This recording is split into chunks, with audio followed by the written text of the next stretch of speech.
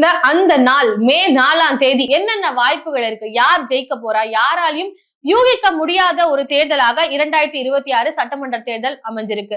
இதுக்கு காரணம் எக்ஸிட் போல்ஸ்ல வந்த குழப்பங்களா இருக்கட்டும். ஒவ்வொரு எக்ஸிட் போல்ஸும் ஒவ்வொன்னா சொல்லியிருந்தாங்க. இதுல முக்கியமா பேசும் பொருளா மாறினது ஆக்சிஸ் மை இந்தியாவினுடைய எக்ஸிட் போல். காரணம் தாவேக ஆட்சி அமைக்கும்னு சொல்லியிருந்தது. அதே சமயம் ஓட் வைப் அப்படின்ற அந்த நிறுவனமும் இங்க அதிமுக ஆட்சி அமைப்பாங்கன்னு சொல்லியிருந்தாங்க. மத்த எல்லாருமே திமுக தான் ஆட்சி அமைப்போம்னு சொல்லியிருந்தாங்க.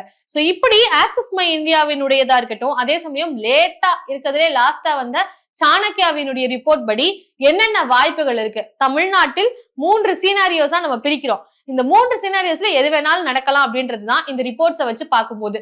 முதலாவதா நம்ம சாணக்கியாவை பார்க்கலாம்.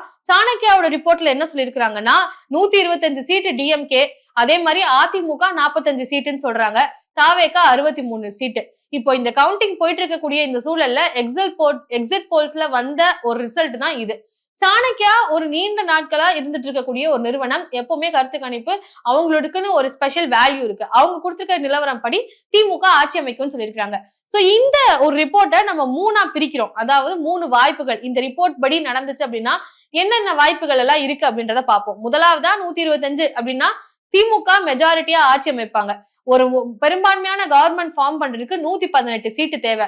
இங்க 125 சீட்டு திமுக வாங்குறாங்க அப்படின்னா 7 சீட்டு எக்ஸ்ட்ராவா வின் பண்ணி திமுக முதலமைச்சரா எம்.கே. ஸ்டாலின் அவர்கள் கம்ஃபர்டபுளா வந்து ஆட்சி அமைக்கிறதுக்கு வாய்ப்பு இருக்கு. இதுதான் முதல் வாய்ப்பு.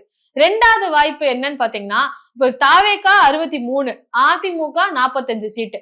இவங்க 2 பேருக்குமே இதனால் வந்து பலன் இல்ல.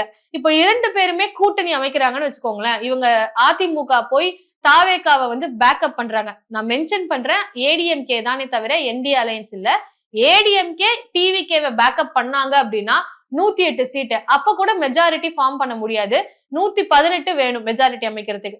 சோ இது வந்து 2வது வாய்ப்பு இருக்கு. 3வது வாய்ப்பு என்னன்னா, இப்ப டிவிகேவும் அதிமுகவை வந்து பேக்கப் பண்ணா கூட, இப்ப அதிமுக டிவிகேவை பேக்கப் பண்ணா கூட அவங்களால மெஜாரிட்டி அமைக்க முடியல. இதுதான் முக்கியமான ஒரு வாய்ப்பு.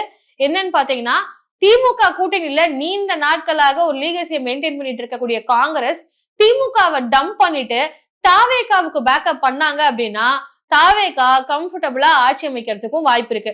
சாணக்கியா ரிப்போர்ட் படி மெஜாரிட்டியா இருக்கக்கூடிய 125 கூட இங்க மாறுறதுக்கான ஒரு களம் இருக்கு. காங்கிரஸ் திமுகவை டம்ப் பண்ணிட்டு வந்தாங்கன்னா, அதே சமயம் அதிமுகவும் தாவேகாவை பேக்கப் பண்ணாங்க அப்படின்னா இந்த ஒரு இதுக்கும் வாய்ப்பு இருக்கு. விஜய் அவர்கள் ஆட்சி அமைக்கணும் அப்படின்னா அதுக்கு இந்த ஒரு வாய்ப்புகளும் இருக்கு அப்படின்றதுதான் இந்த ரிப்போர்ட் படி பார்க்க முடியுது. அடுத்ததா பெரிய பேசும் பொருளாக மாறின ஆக்சிஸ் மை இந்தியாவினுடைய ரிப்போர்ட். அதுல என்ன சொல்றாங்க, 92ல இருந்து 110 சீட்டு திமுகவும், அதிமுகவை பொறுத்த வரைக்கும் 22ல இருந்து 32 சீட்டு அதிமுக, தாவேகாவை பொறுத்த வரைக்கும் 98ல இருந்து 120 சீட்டுன்னு சொல்லியிருக்காங்க. சோ இங்க தாவேகா தான் மெஜாரிட்டியா ஆட்சி அமைக்கும்னு சொல்லும் போது முதல் வாய்ப்பு என்னன்னா 125 சீட்டு. 120 சீட்னா 118 சீட் தான் மெஜாரிட்டியான ஒரு கவர்மெண்ட் ஃபார்ம் பண்றதுக்கு தாவேகா கம்ஃபர்டபுளா வந்து சிஎம் ஆவாங்க அப்படின்றதுதான் வந்து விஜய் அவர்கள் சிஎம் ஆவாரு, ஆட்சி அமைப்பாரு அப்படின்றதான் முதல் சீனரியோ. செகண்ட் சீனரியோ, ஒருவேளை 120 அப்படின்றது நடக்காம போச்சு. ஏன்னா 2 சீட்டு தான் வந்து எக்ஸ்ட்ராவா கொடுத்திருக்காங்க.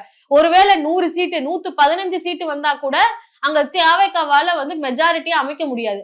அந்த சூழல்ல அதிமுக வந்து பேக்கப் பண்ணாங்க அப்படின்னா சிஎம் ஆக முடியும் விஜய்னால. அதிமுக பேக்கப் இருக்கும் அப்படின்ற மாதிரி கூட வாய்ப்புகள் இருக்கு.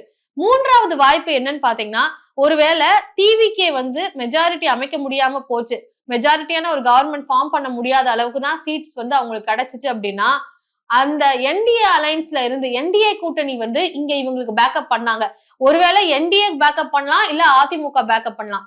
இது 2த்துக்கும் வாய்ப்பு இருக்கு. இது முதல் சீரியரியோல அதிமுக பேக்கப் பண்ணாங்கன்னா விஜய் ஆட்சி அமைக்கலாம். 3வது வாய்ப்பு என்டிஏ பேக்கப் பண்ணாங்கன்னா ஆட்சி அமைக்கலாம்.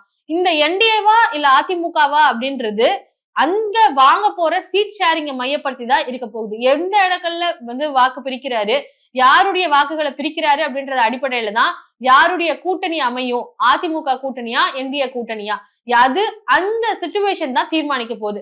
சோ இன்னைக்கு பார்க்க போற ரிசல்ட்ல எல்லாருக்கும் இருக்கிற கேள்விக்கு இந்த மாதிரியான வாய்ப்புகள் எல்லாம் இருக்கு அப்படின்றத நான் பதிவு பண்ணிருக்கேன். நீண்ட நாட்களா இருக்கக்கூடிய இந்த எதிர்பார்ப்புகளுக்கு இன்றைக்கு மாலை வந்து பதில் கிடைச்சிரும். சோ கவுண்டிங்ஸ் எல்லாம் ஸ்டார்ட் பண்ணி வீரியமா வந்து எல்லாமே இன்ட்ரெஸ்டிங்கா போயிட்டு இருக்கு.